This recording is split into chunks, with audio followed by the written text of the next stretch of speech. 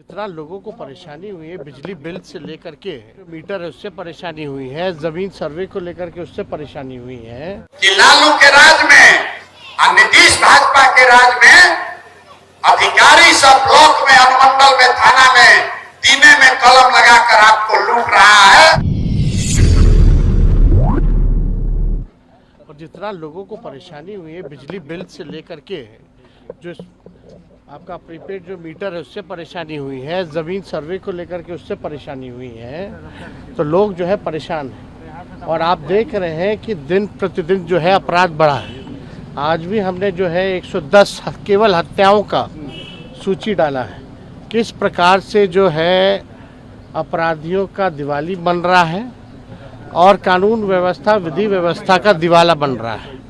पूरी तरीके से ये लोग जो हैं, सरकार के लोग हार चुके हैं, थक चुके हैं।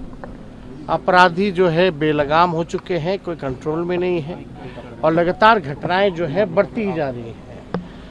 और हम सब लोग जो है जनता के बीच जाकर के महागठबंधन के पक्ष में हम लोग वोट मांगेंगे और पूरा भरोसा है कि चारों जगह जहां उपचुनाव हो रहा है, चारों जगह जो है हम लोग जीत सुनिश्चित करें। आजकल ये वोट चल रहा है, काफी एक बवाल हो रखा है इन दिनों। एक चल रहा है कि बटोगे तो कटोगे। इन सब नारों से आपको लगता है कि अब समाज के ताने बाने को बिखेरने की कोशिश की जा रही है? ये तो सुनने में नफरत भरा लगता है। पूरी तरीके से ये सब नफरत फैलाने की बात होती है। इनके मुंह से कभी पढ़ाई की बात नहीं हो सकती, कभी चिकित्सा की, स्वास्थ्य की बात नहीं हो सकती, नौकरी बेरोजगारी की बात नहीं हो सकती, महंगाई गरीबी की बात नहीं हो सकती। इनके मुंह में इतना जहर है, केवल जहर ही उगलना इन लोगों का काम है। वो जहर उगलते रहे, हम लोग जनता के बीच रह के जनता के मुद्दे को उठाएंगे, जनता की लड़ाई लड़ेंगे और जनता को जीत दिलाएंगे। ये सब केवल अब लोग ड्रामा, नौटंकी इन लोगों का समझ चुके हैं कि पूरी तरीके से बांटने का काम कौन कर रहा है, तोड़ने का काम कौन कर रहा है, नफरत और जहर फैलाने का काम कौन लोग करते हैं। कौन लोग हैं जो सत्ता में बैठ करके केवल जो है विकास का काम नहीं, विनाश का काम करते हैं। लगातार जो है अपराधीकरण जो है बढ़ गया, पुल पुलिया गिरता जाता है, भ्रष्टाचार का खेल होता है।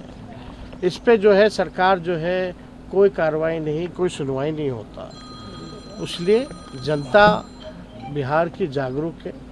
ऐसे नारों पर लोग विश्वास नहीं करते। बिहार अमन, चैन, शांति का प्रदेश है, बुद्ध की धरती रही है, तो यहाँ ये सब चलने वाला नहीं है। अच्छा, अभी नौकरी उन्होंने दिया, आप पहले से ही वो तय हो चुका था। आप सब लोग तो नए नए आप लोग पोर्टल में आए थे जब 20 में नया नया माइक पकड़े थे यार। तुम लोग अपने करियर के शुरुआती दौर में आप लोग जानते होंगे कौन कहता था कहाँ से लाएगा पैसा। आप लोग जानते नहीं हैं, सब जानते हैं। ज़रा उनसे पूछो, जब तेजस्वी 10 लाख कहते थे तो क्यों नहीं मिला? उस समय आप कहते थे कहाँ से, बाप के पास से पैसा लाएगा, कहाँ से पैसा लाएगा, असंभव है बोलते थे मुख्यमंत्री। रिकॉर्डिंग आप लोगों के पास होगा, सब चीज़ें हैं।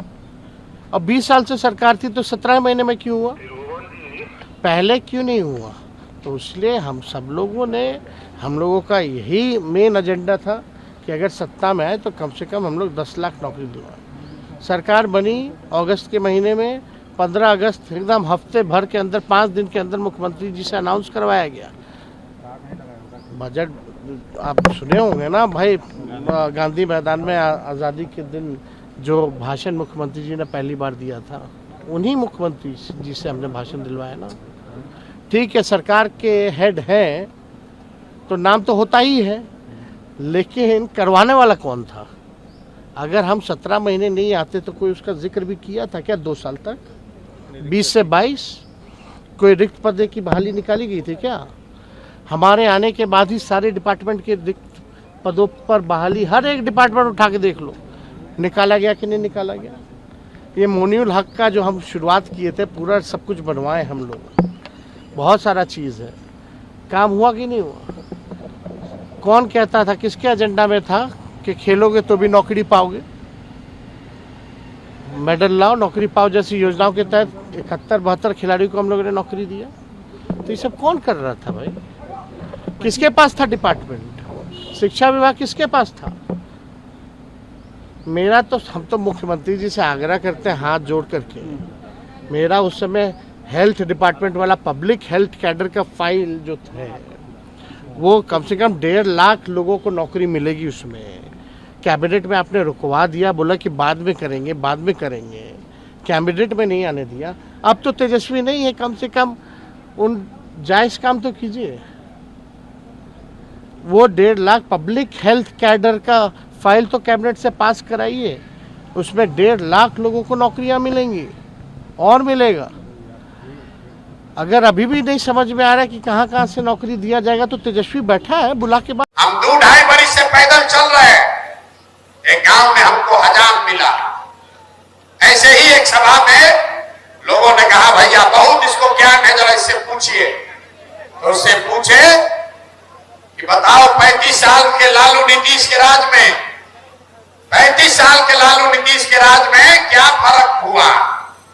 तो कहा कि भैया जनता का भ्रम है, दोनों के राज में कोई फर्क नहीं है, जनता का हजामत दोनों के राज में पूरा पूरा बना।